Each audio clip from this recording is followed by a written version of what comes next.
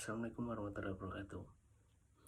Nama saya Muhammad Basyidya Putra, NIM 180103063. Di sini saya akan mempresentasikan proposal yang berjudul Hubungan Religious Coping dengan Resiliensi pada Pasien Stroke di wilayah kerja Puskesmas Purwokerto Selatan. Program studi keperawatan, program sarjana, Fakultas Kesehatan, Universitas Harapan Bangsa. Latar belakang World Stroke Organization.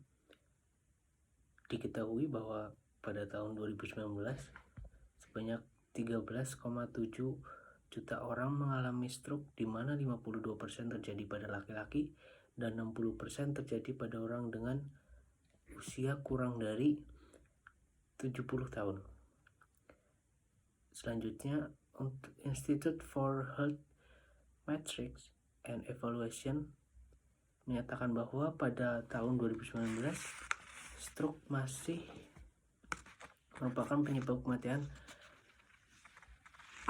dan kecacatan pertama di Indonesia, yaitu sebesar 25,9%. Berdasarkan data Riskesdas tahun 2018, angka kejadian stroke di Indonesia pada tahun 2018 sebesar 10,9%, atau diperkirakan sebanyak 2.120.362 penduduk.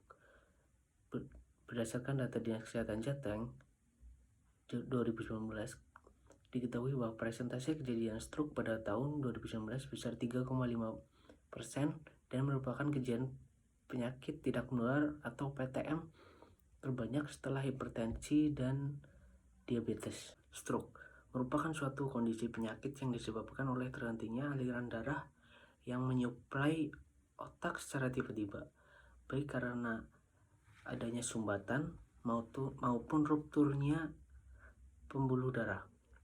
Selanjutnya, stroke memiliki dampak yakni fisik dan psikologis.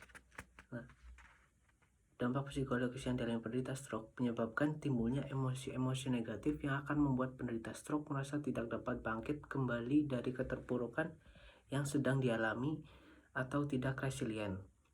Sedangkan seseorang yang memiliki perasaan optimis dan penuh harapan akan memunculkan rasa ingin bangkit kembali dari keterpurukan atau resiliensi.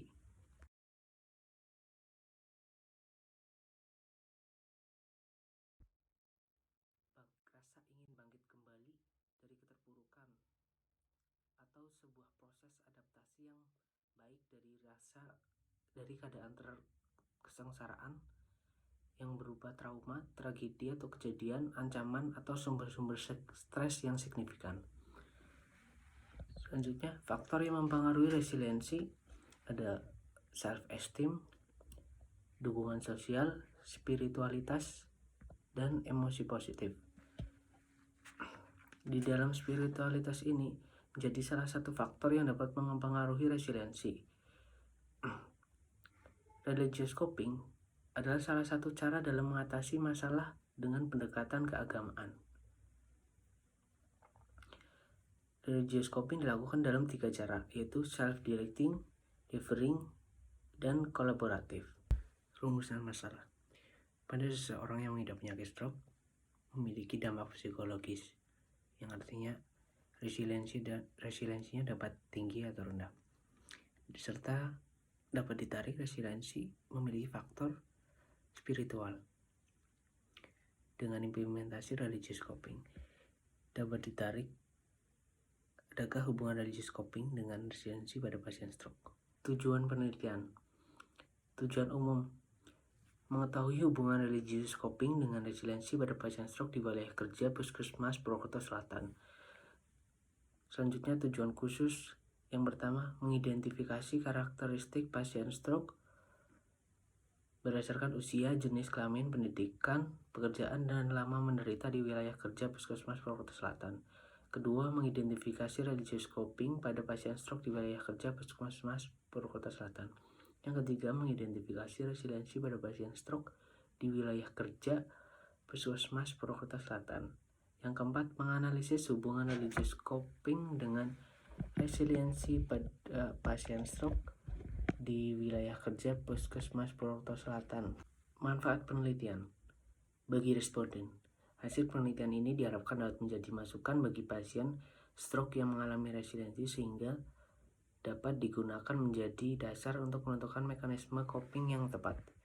Bagi Universitas Harapan Bangsa, hasil penelitian ini diharapkan dapat menjadi masukan bagi institusi pendidikan keperawatan untuk mengembangkan teknik penanganan pasien stroke tidak hanya pada aspek fisik saja tapi juga pada aspek psikologis spiritualitas.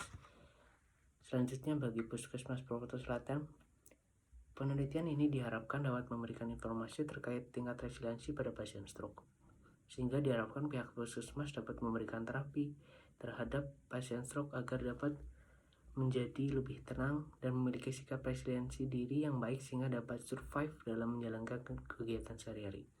Selanjutnya bagi peneliti selanjutnya dapat memberikan informasi tambahan bagi peneliti selanjutnya yang ingin melakukan penelitian tentang pengaruh pemberian religious coping terhadap resiliensi pada pasien stroke.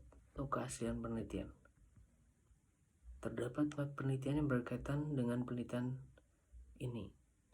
Yang pertama, pengaruh terapi zikir terhadap peningkatan resiliensi pasien stroke oleh Anggraini tahun 2018. Hasil penelitiannya, hasil menunjukkan secara kuantitatif terapi zikir tidak meningkatkan resiliensi, tetapi secara kualitatif terapi zikir dapat meningkatkan resiliensi. Selanjutnya, resilient among stroke survivor cohort study of the first 6 months. Hasil penelitiannya menunjukkan bahwa resiliensi pasien menurun secara signifikan pada 1, 3, dan 6 bulan yang disebabkan karena faktor efikasi diri, tingkat keparahan, kemandirian, kemudahan fungsional, dan tingkat spiritualitas. Selanjutnya, religious coping pada penderita pasca stroke oleh Sadri dan Wardani 2018. Hasil penelitian ini menunjukkan bahwa seluruh partisipan penderita pasca stroke PP atau PPS menggunakan positif religious coping dalam menghadapi stroke dengan kategori 91% tinggi dan 9% sedang. Selanjutnya oleh Rahmati et al. 2017 yang berjudul The Effect of Religious and Spiritual Intervention on the Relations of Family Members of Patient in the ICU. Hasil UJT berpasangan menunjukkan bahwa terdapat perbedaan yang signifikan dalam hal rata skor resiliensi sebelum dan sesudah intervensi agama dan spiritualitas pada kelompok eksperimen. Tinjauan teori stroke. Yang pertama, definisi. Stroke merupakan penyakit atau gangguan fungsional otak berupa kelumpuhan saraf akibat terhambatnya aliran darah ke otak. Klasifikasi. Yang pertama, stroke hemorrhagic. Yang kedua, stroke ischemic. Etiologi. Stroke diakibatkan oleh 4 kejadian menurut Schmeitzer dan Baer 2017, yaitu trombosis, kedua embolisme, ketiga iskemia, keempat hemoragi atau fisiologi. Adanya gangguan beredar darah otak dapat mengakibatkan cedera pada otak melalui beberapa mekanisme, yaitu 1. Penembalan dinding pembuluh arteri, 2. Pecahnya dinding pembuluh darah yang menyebabkan hemoragi, 3. Pembesaran satu atau sekelompok pembuluh darah yang menekan jaringan otak, 4. Edema cerebral yang merupakan pengumpulan cairan pada ruang interstitial jaringan otak. Selanjutnya, manifestasi klinis. Tanda dan gejala stroke adalah hipertensi, gangguan motorik yang berupa hemiparesis, gangguan sensorik, gangguan visual, dan gangguan keseimbangan, serta nyeri kepala, mual muntah, disatria, perubahan mendadak status mental, dan hilangnya pengendalian terhadap kandung kemih. Selanjutnya, komplikasi. Yang pertama, kondisi fisik, mendadak sering lupa, gelap, satu mata, pusing, bicara pelo, gangguan menelan, kesemutan seluruh badan mendadak. Yang kedua, kondisi psikologis, merasa bersalah, cemas, depresi, kejengkelan, frustasi, mudah kehilangan minat hidup, kurang suka bergaul, cenderung tidak mengambil inisiatif untuk berkomunikasi dengan orang. Penata laksanaannya yaitu fase akut. Fase akut stroke berakhir 48-72 jam. Yang fase rehabilitasi. Fase rehabilitasi stroke adalah fase pemulihan pada kondisi sebelum stroke. Selanjutnya, tinjauan teori resiliensi. Pengertiannya itu suatu hal yang muncul pada saat seseorang menghadapi pengalaman yang sulit dan mampu beradaptasi atau tahu cara menghadapinya sehingga mampu menghadapi atau melewatkan pengalaman tersebut. Untuk aspek-aspeknya adalah 1. Regulasi emosi, 2. Pengendalian impuls, 3. Optimisme, 4. Empati, 6. Efikasi diri,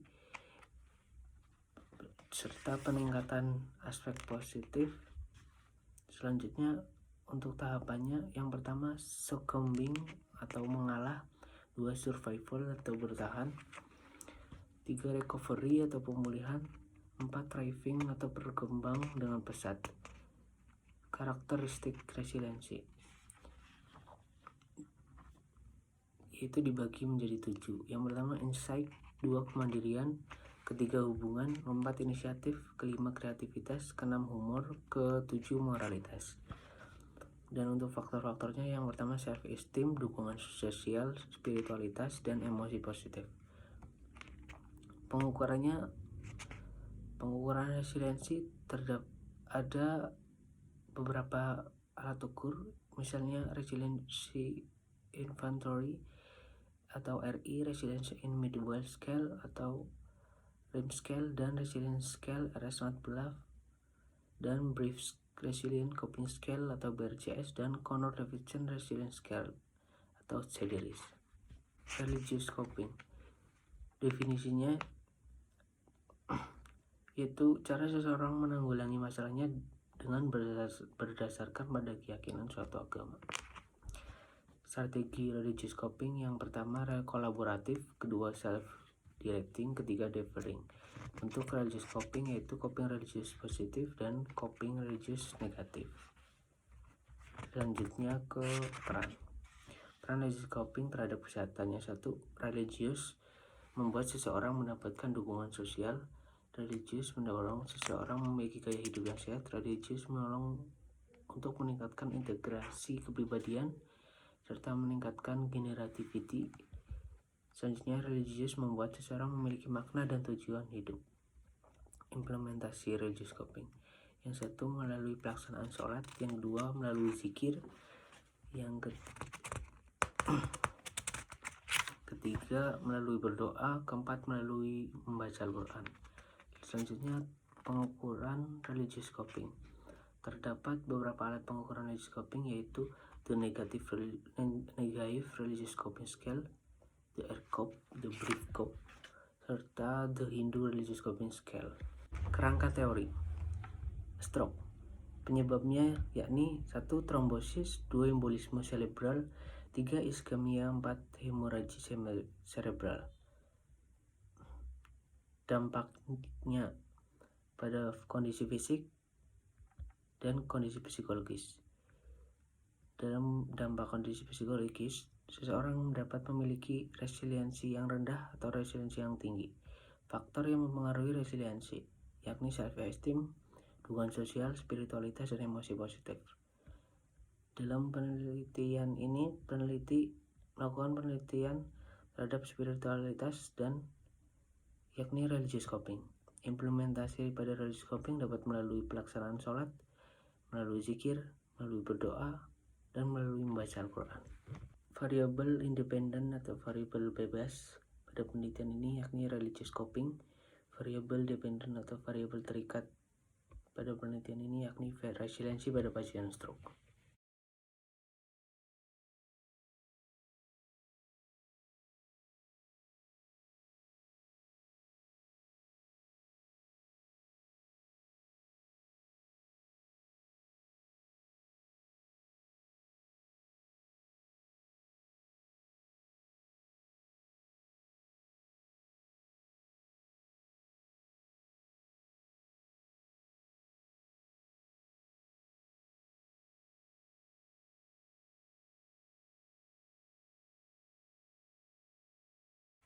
Definisi operasional.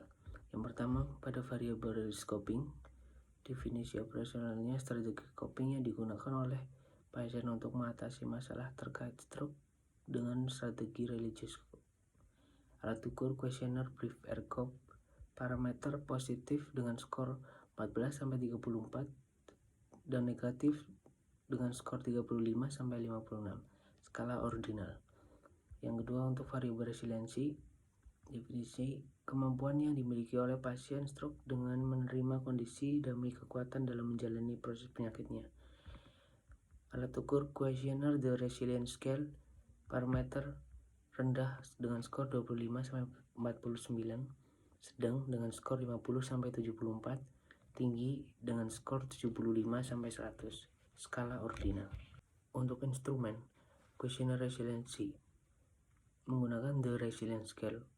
Untuk kuesioner religious coping menggunakan Brief Religious Coping Scale atau BRIEF atau BRCOP. Validitas dan reliabilitas.